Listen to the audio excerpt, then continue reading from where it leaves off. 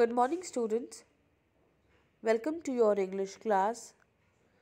Students, today in this class we are going to continue with chapter number 13, Tremendous Tree by Paro Anand. I hope that you all have opened your book and you have opened page number 134.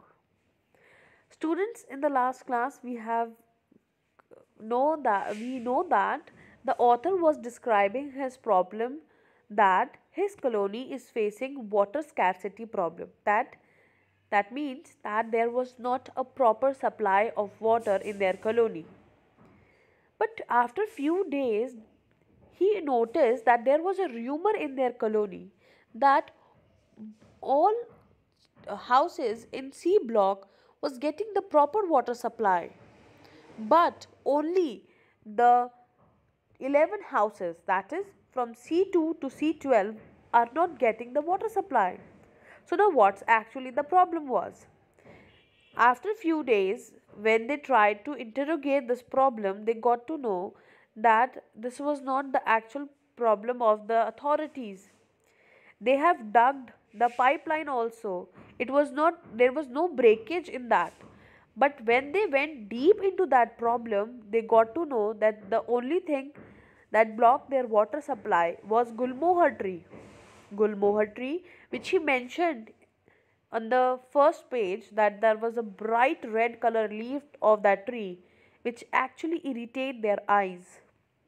That Gulmohar tree was very thirsty, and that Gulmohar trees have went after the water, and they have blocked the water supply to this 11 houses. Now today we are going to further read what actually had happened. So now let us start. So what it did do was so what it did to send this probing army its route to venture forth and unearth a water source and bring back essential supplies. Dutifully, the route struck out in the correct direction. So here the author is saying that the Gulmohar tree has sent his army. Army means roots. The roots of the tree went in the search of water, and they have actually searched the water. Dutifully, they have completed their duty, and that is also in the very correct direction.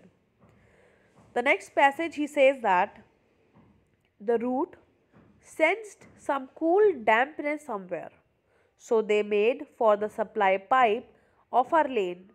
Even though I must mention the tree stood a good distance from our pipes, say about 20 to 25 feet away. Having got there, however, the root obviously hit the hard cement of which the pipe was made, but they sensed water in there. That they certainly did, and they weren't about to give up the battle that easily either. So they wound round the pipe in search of an opening, then round again, and then round yet again, and again, and yet again.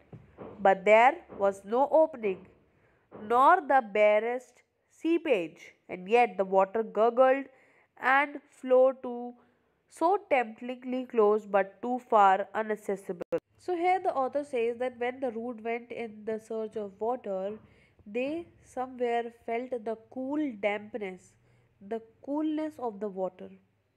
So they now went into that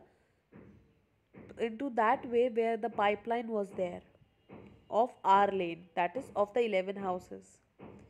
And the tree was standing very much away from the lane of that pipe, that is 20 to 25 feet away. But the roots went till there because they were in search of water, and they felt that the cool dampness of water there. The roots obviously hit the hard cement of which the pipe was made. Now, what they did, the root hit hard the pipe, but they were not able to break that pipe. But the roots were very sensible that they sensed that the water was there in that pipe, and they are not in mood to give up that battle, their fight of getting the water. So what they did? So they round up around the water. Sorry. So they round. Uh, so they tightly round the pipe. They hugged the roots of that tree, hugged that pipe very tightly, so that they could find an opening of that pipe, where the open mouth could be found of that pipe. And they just made a very, they just like in this picture, as you can see over here, the way they have round up themselves around the pipe, they round themselves around the pipe in such a way so that they can find the mouth, that is the opening mouth of the pipe.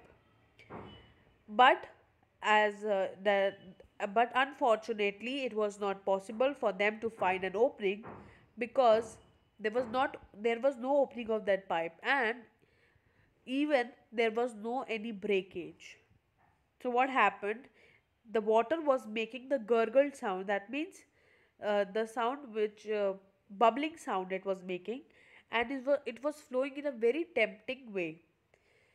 So even the water was very far away from the roots. Now what they should do? There was a big problem for them. But remember, the tree was no a fatalist. Now I have told you that who is a fatalist? Fatalist is a one who believe in a fate. That whatever we will get, it is there in our fate. But the tree was not a fatalist. He know how to fight, and he started to fight. What he did? Let us continue. It wouldn't let even this seemingly impossible obstacle come between it and its life saving supply of precious water. The root developed fine hair like subroots, finer than the finest of hair. Hair so fine, in fact, that it was able to penetrate into the minuscule pores of the cement pipe, pushing through the wall's thickness until, at last, they sipped the cool liquid and sent it back to their grateful parent. The hair like root thrust in and formed a finely meshed sieve that sucked out all the tree needed to grow and grow like the very sun itself. Now, what happened? This passage says that the tree was not a fatalist. The tree has decided that it will not give up this fight of finding the water so easily. So, though it was impossible for the root to find the water because the pipe do not have any opening and there was no breakage, now what to do? Now the root have decided that they will form very fine hairs. How? They have decided that they will form the hair like this, very fine hairs, and with this they will penetrate into the pipe, the hair which is very fine, so that they can easily penetrate, that means they can easily went inside that minute pores of the cement pipe, and with this they were able to get into the pipe. What they did? They push through the walls, and at last they drink the cool water of that pipe, and they send that water through the roots to their grateful parents. The hair like roots thrust in, that means they went into the pipe and formed finely meshed sieve. Now there they formed their roots and they sucked all the water which they need to grow. And now they are growing like a sun itself, because the leaves are just like a red color. They are just like sun which shine bright in the day. Now, the next stanza says that the residents, water supply official, and laborers who had made the discovery were all equally awestruck at the determination with which the feat had been planned and achieved by a seemingly brainless organism. Of course, for the sake of the house's C2 to C12, the mash of roots had to be cut away from the pipe and water allowed to flow unhindered to reach the resident, but it was all done very ceremoniously with a feeling which must have been of regret. Now, what happened? The people who were living there, the water supply officials, the laborers who were working there, they were all feeling awful. They were all surprised to see the determination, the hard work of the tree and the roots to defeat this battle, the scarcity of water supply. Now, they were all very much surprised at how a brainless organism means tree who don't have brain, how the tree has worked so much hard to just get water. Now, of course, because the houses need the water, so the authority decided that they will cut that bushes of the roots which were there in the pipe, and they were also and with this the waters now when they cut out the meshed roots, now the water was flowing ease to the resident. But whatever was done, that was done very carefully, and they were also feeling very bad with after what they all did, that now the water will not be supplied to the Gulmohar. They all were feeling very bad also, because they thought that the Gulmohar was so thirsty that it has to fight a battle to reach here into the pipe.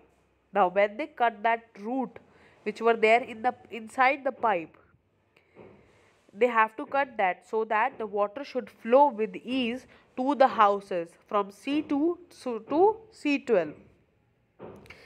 Now, but in sheer admiration and recognition of its tenacity, we all undertook to look after and, of course, water the golden Gulmohar. And there it still stands to date, years later, a glowing tribute to willpower and determined effort. So, what happened? Now, here, everyone, after this incident, everyone started admiring the willpower of that Gulmohar tree, which, in search of water, and went after water and worked so hard to get the water supply. So after that, all the residents of C block have decided that they will supply the water to that Gulmohar tree so that it will not feel thirsty anymore. And the author says that now till date also, after so many years, that Gulmohar tree is standing there shining bright. With this, we have come to an end of our chapter, that is The Tremendous Tree by Paro Anand. That's all for today, students. Thank you.